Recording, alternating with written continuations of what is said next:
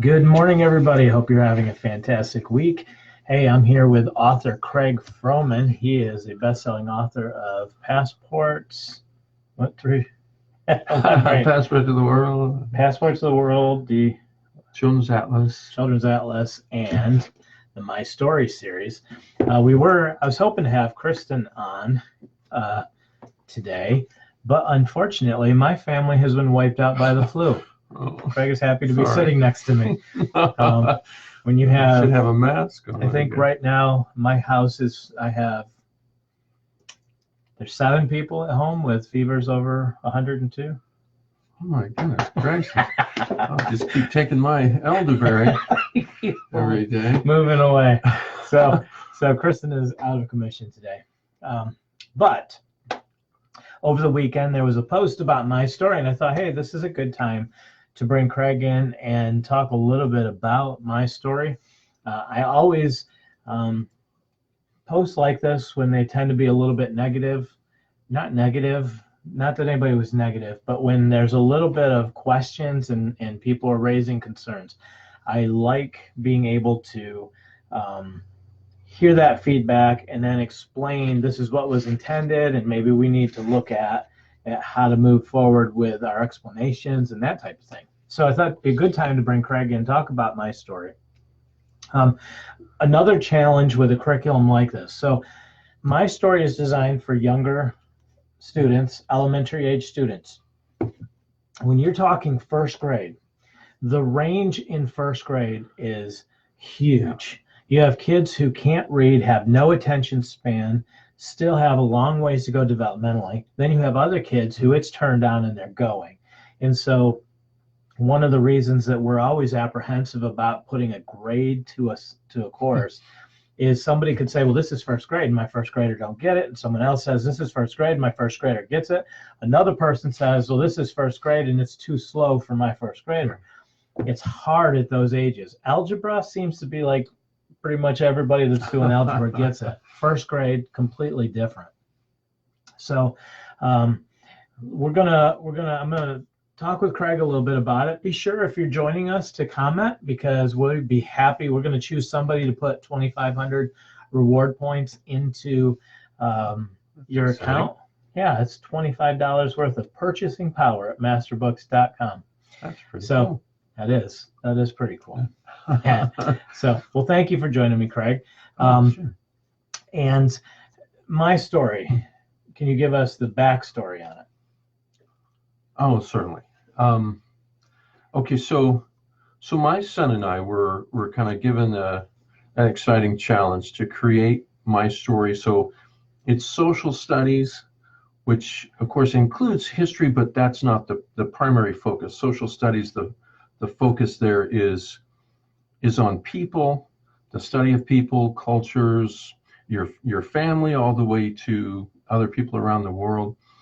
It gets real dry as you move on. So we wanted to make sure this was not a dry course. We wanted it to be something that would be exciting. We developed in the idea of the quests, so that children would feel like they were a part of a journey themselves. And of course, my story includes the element of the personal journey, the talk time with their parent about their own story as it relates to what they're learning as they move through this. And one of the things I was thinking about over the weekend, I had seen some of the posts on Moms and Master Books, and I started to try and reflect back on the whole element of our foundation and what my son and I had intended for this. And my son Andrew, we homeschooled him all the way through high school, and my daughter as well. And so we wanted to create something specifically for homeschoolers that would be not so kind of dry and such, because we obviously, with whatever we could afford at the time, some of it was pretty dry. It wasn't quite as engaging and as exciting.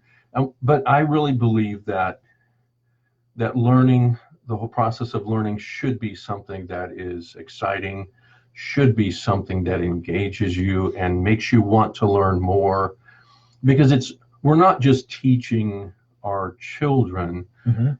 I believe we're hopefully teaching them to want to learn, even when they've gone out of the home and they're on their own, to encourage them to see how exciting it is to learn and develop that way. And so I began to reflect then over the weekend on what's the difference between social studies from a secular perspective, Mhm. which is simply the study of people, and social studies from a Christian perspective. And I realized from a Christian perspective, you're taking it a bit further. You're not just studying people like you would look under a microscope and study, germs or anything like that. Mhm. You are learning, number one, the two things that Jesus said were the most important commands. He said to love God and to love your neighbor. Those are the two most important things. And so that's what we wanted to build into my story, and an appreciation, a love of God and his creation and all he's done around the world, and to develop a sense of love for people. There's you watch the news, there's so much hate, there's so much us against them, kind of the mentality that you find. And we wanted this to be about really developing a sense of love for children, for other people around the world as well. And so that kind of laid the foundation for my story. And then having it be about the world itself, but as they're learning, because we realize, well, I teach a 3, 4, 5, and 6-year-old class on Sundays. And so the range of those children is dynamic. They will come into our class, sometimes barely being able to speak. Mhm. And when they leave the class, they're usually starting to read, starting to write a little bit. So it's a dynamic change. I know once you get into 1st and 2nd grade, that changes a little bit, but our daughter was reading probably 2 years prior to our son reading. He loved to be read to, but he did not actually start reading until later. But we tried not to put any pressure on him, and letting each child develop individually, I think, is one of the exciting things about homeschooling. Right. You don't have to say, well, you're in a class of 30 first graders. You have to basically compete at that level, at the level of the highest student. And if you don't, well, then you fail, ultimately. And so with homeschooling, you can adjust the lessons. You can find out where your child is, so they're not feeling stressed to compete. Hopefully they're actually able to enjoy the learning process, because that's going to carry through the rest of their life. Right. So, well, so I was a principal of a private school, and I also had taught in a school. I was a supervisor in an ACE school, and then I was a principal in another school that used a BECA and a lot of different curriculums. And for a lot of churches that want schools, they look for a school in a box solution, because a lot of times they have limited resources, but feel a call to have a school. And oftentimes those curriculums are written in a way that it's pretty much, I can set up a school and I can supervise it, or I can teach it by looking at a teacher's manual, and it says, do this, do this, do this, and we do that. And those are very effective. Those curriculums have also become kind of a foundation of a lot of homeschool programs, because they're Christian, and they do teach kind of a, it's everything I need from preschool to 12th grade type thing. Right. One of the benefits is the ease of use. One of the dangers is that it can appeal to the lowest form of learning, in that here's a paragraph, here's your questions, answer. Paragraph, questions. 2 weeks later, you study for the test, pass the test, move on to the next level. It doesn't really appeal sometimes to the higher level of thought processes. So the challenge you were given was to create a program for first graders that is a little more outside the box, that allows a very difficult student age range. And we see a lot of kids or parents using this curriculum actually more in fourth grade or fifth grade, actually, and the kids are getting a lot out of it. And maybe it's because it's easier with the the out of the box theme. Right. Right. But some of what I notice in this is in the content, you're taking the content and you're putting it in different contexts for multiple reasons. But it's more just to make connections and create an awareness. Right. Right. Exactly. In first grade, so a lot of that base level learning, we can prepare a student to pass a test on Friday. On Monday, they forget that information. It takes, depending on what stat you look at, it takes like 17 different times of either practicing, touching, seeing something to have it move from that experiential short-term learning into the long-term memory. In first grade, and I saw comments related to, well, my first grader isn't retaining this. And my one caution would be in first grade, we're just laying foundations. We're giving them, we're opening the world up to them, right? For any child who's 6, 7 years old, you've gone through some of the most traumatic experiences of your lifetime. And what you just experienced in the last 7 years will affect you until you're 70, believe it or not. The fact that you're in utero, the birth process, the process between parents when you're the center of the world to the process of not being the center of the world, separation from a mother, all of these things are huge in the development of a child.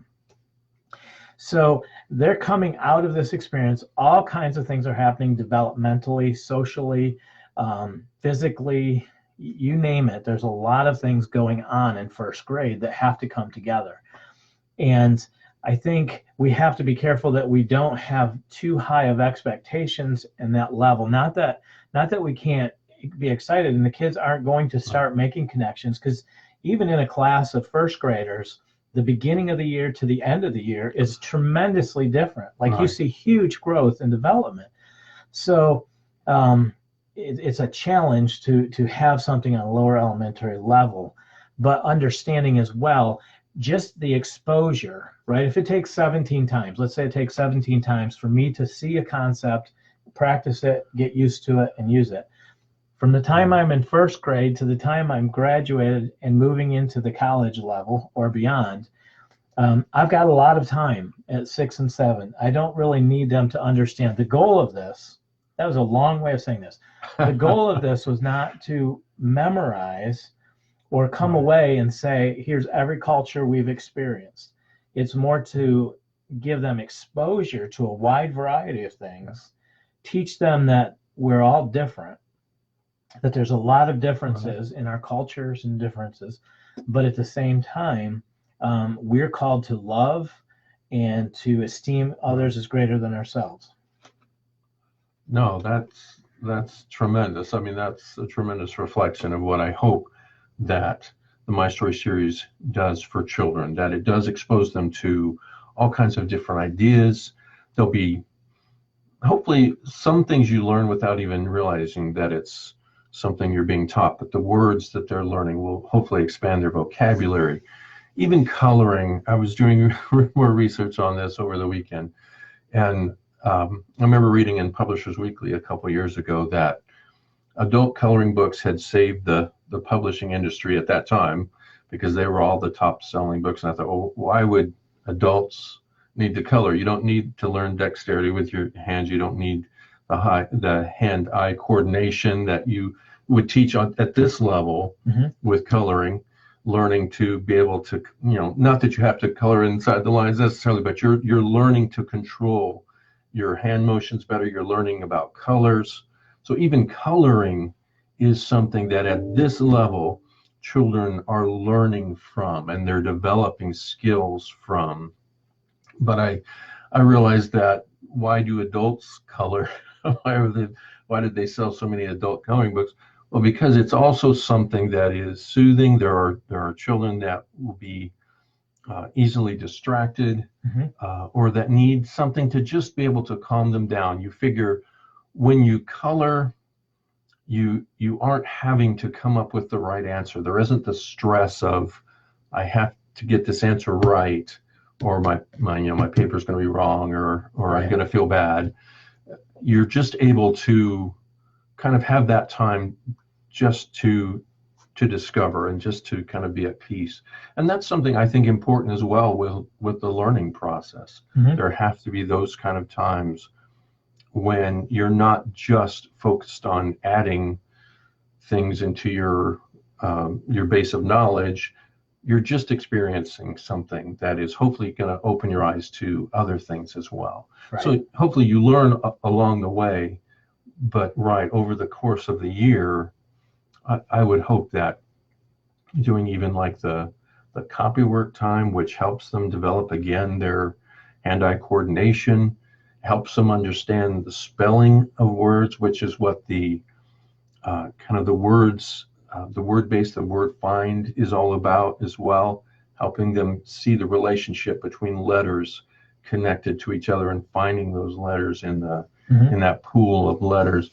Those are skills that seem like they're just fun, or that they're not there for any real purpose, but everything that we built into this was purpose driven. I mean, we wanted it to serve a purpose to help the child, but not always do it in the mainstream way. We wanted it to be something they could enjoy as they're doing it.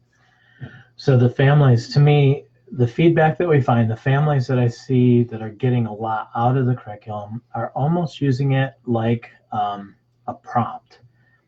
So I can see that. You know the story thing where it gives you a prompt, or you throw a dice and it gives you three things and you write a prompt.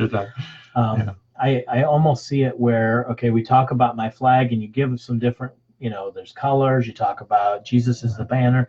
There's 4 or 5 different prompts to lead into a discussion. And it seems like families, even that are using it multi-range, where you have a 4th grader and a 1st grader and mom is talking, those prompts are it all comes together through the talk time. Yes. And I think that's very important. That was very important for my son and I as we were going through this, that talk time was an important time for the mom or dad and the child to kind of connect what the learning was all about. What did they glean from that learning that then they could apply into their own life? It's always relating back to that lesson. So it becomes, like you said, it becomes more than just, is it A, B, or C? They're learning to really think through the process of the world themselves, and then reflecting it in their own life as to how they are a part of the world as well. Yeah. An important part, I hope they'll learn from this, that God has called them not just to be just a fragment of the world, but to be a vital part of his world. Right. And that's really important, I think, for children to learn. Definitely. So, well, we know in the homeschooling culture, there's all different varieties, and we want our curriculum to be as friction free and as open and go as possible. The lower grades are more difficult. I would encourage anybody, if you tried the curriculum, not to feel bad if the curriculum doesn't fit for you. Sure. Not every solution does, but also to not be discouraged, or to look at it like I said to Craig, sometimes I see solutions where it's like we're trying to hammer a nail with a saw, and it was never intended to hammer nails. It was intended for something else. And I think the heart behind this, what Craig and Andrew really were trying to do, was, you love culture. It's not uncommon for Craig. He's not really that out there today. His shoes do match. He's got a global shoe on. Global shoes. But it's not that uncommon for him to have a soccer shirt or a shirt from another country with shoes that match. He loves culture. Cooking at different cultures, experiencing different cultures, and touching on that. And so I think the heart of where you really were was, we're going to make this as interesting. We're going to put them in touch. Here's different vehicles that we might go on, that we would travel. We would go on different quests, and as we do, we're going to experience different things. Just like if we got in a car and drove across country, we would experience different things across the way. So that gives you a little bit more of a what would I say, kind of an openness, where as you do that, if we were in a car and we were driving cross country, it'd be really easy for me to say, oh, look, there's a different kind of cow, and there's a different house than where we normally live, and it's it's desert here, we live in the mountains, or it's there's that. That's how I see this, is it's more of a journey discovery approach. Very, very much so. It's meant to be, hopefully, a journey of discovery where you're excited to see how the world, though we're so much alike, mm-hmm. I mean, in reality, we're so much alike, there are these differences that are just fun, that are unique, and that we can explore as we really as we come to know each other better. And I think as you come to know cultures better and people better, there's less of a fear of that they're not going to like me, or that they are so different from me that I can't relate anything to them. Mm-hmm. And that's important if we're going to love people, not just in our family or our neighborhood, but around the world. We have to learn to love them, and that comes. The book can only do so much. The parents, the ones that are teaching their children, they have to be able to experience that as well. So we hoped that when we wrote this, that it would be engaging and exciting for the parents as well as for the children, because we knew a lot of children would probably need to have this read to them by their parents. And even if they were able to read it on their own, there's the talk times that I think are so vital mm-hmm. to making the course really work. The talk times where the parent can speak with their children, because you're developing a rapport with your child. I was talking with Randy earlier today how my kids, even though they're grown now, they're in college, so they're older, but they still connect with us, because not only were we their parents, we were their teacher their whole entire lifetime. And so they come to us when they have questions or are wanting to understand things better. And that's so good for me. I love my parents, but I didn't have that kind of relationship with them, because I went to public school. It was at school where I saw the teacher. The teacher was the authority. So they were the ones that taught me. At home, we obviously connected as a family, but I didn't see my parents as my teachers, as my guides, right, per se. And so homeschooling is just such a powerful way to connect with your family, to build your family. Mm-hmm. You're building your children, and so it's important for you to be a real good part of that, of the book as well, of my story. We built it that way, so because we knew it was for younger children. So let's go back to the car scenario. I get in the car with my kids and we're going for a ride, and we see different things. Some things we're going to take more time on. Right. Our family's going to get really interested if we see something. We might even stop the car, get out, want to investigate it in great detail. Other things would be interesting, but we may not devote as much time to it as we drive past it. Right, it's true. And so in a lot of ways with my story, the goal behind my story is trying to understand, who am I, who's my family, who's my community, my church, all of that, and then how do I fit into the world?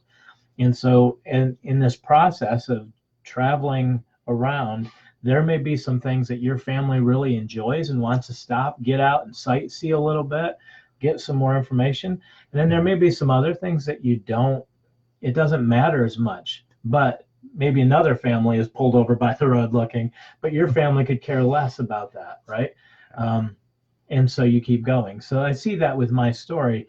in a way, it gives a lot of jumping off points, a lot of sightseeing points, a lot of places where a family can anchor for a little bit, really dig deeper into that, and then move on. So it's outside the box from your traditional, I read a paragraph about a country, I answer some questions, I see the flag, I color the flag, I move on. It's more of an immersion type program. I think so.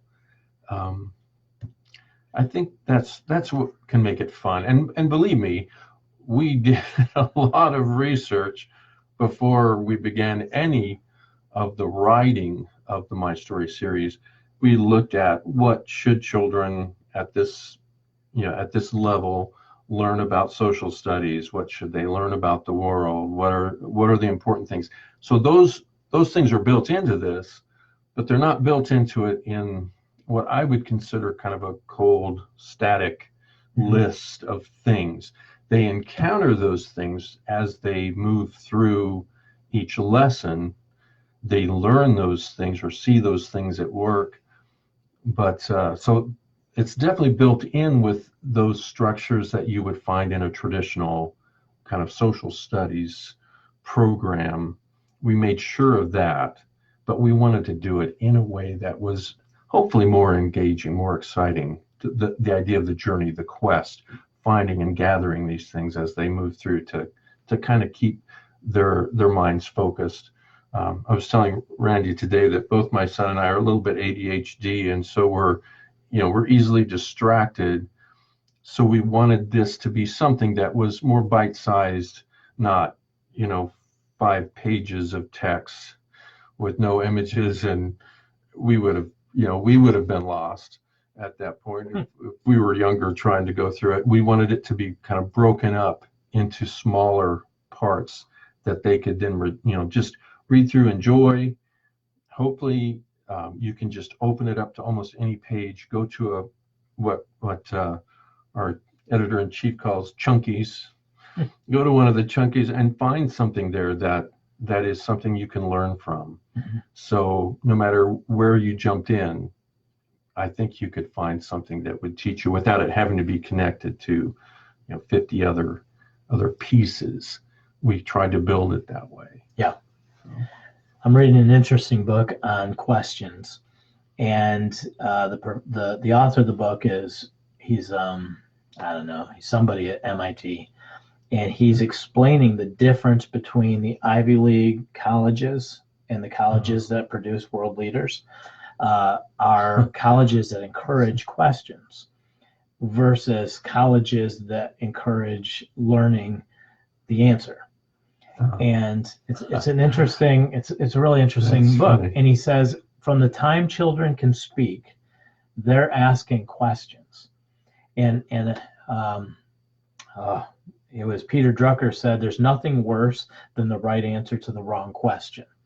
And how important it is to begin asking questions and looking for that, as opposed to here's the answers.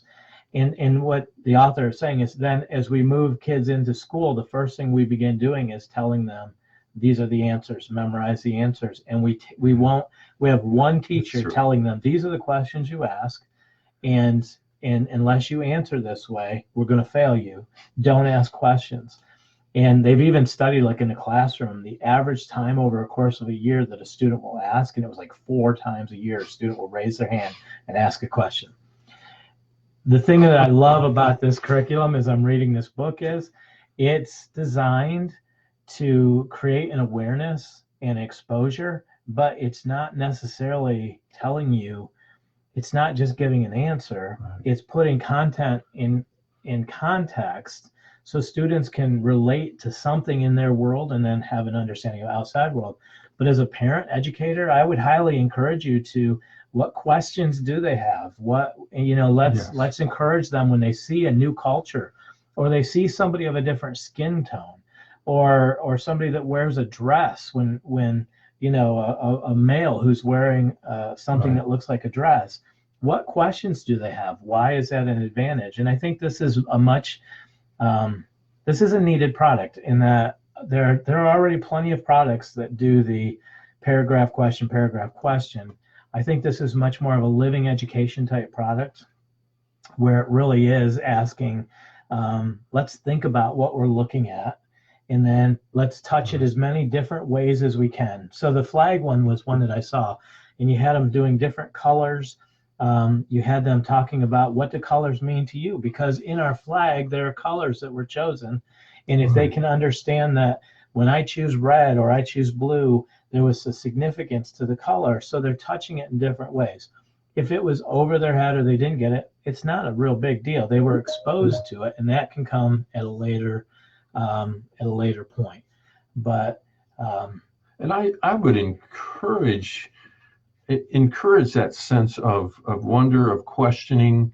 That is so vital for children to do. If they get to the point where they're no longer asking you questions about either the content of any course that they're taking, if they're just kind of doing it and then putting it aside and moving on, you can almost have an idea that they're not really getting engaged in what it is. When they ask questions, you at least know they're interested. They're wanting to know something more. And so a question is a door to finding out what are they wanting to know? Are they missing something, or are they wanting to know more than a particular curriculum may have given to them? I think the idea that kids are asking questions is a good thing. And I know, especially with the younger children, those are times when a parent, for them to be close by to answer those questions is a vital time. And then as they get older, I mean, my kids still will call or text or whatever and ask us questions about life, about things that are going on. We've developed that rapport that I believe will last our lifetime. And that's important to me, to have developed that kind of relationship with my children. So. Right. Yeah. Did you have anything else you wanted to add to? No, I think that kind of covered it. I had gone through some of the things. I know there were questions on, the coloring. We kind of talked about that a little bit, about the word find. There's good reasons for why each element was put in here, and I'm thinking about trying to go through and developing out maybe some ideas for why each piece has been put together as we did, so that the parents will know that we didn't just kind of throw things into a pot and stir it up and then here it was.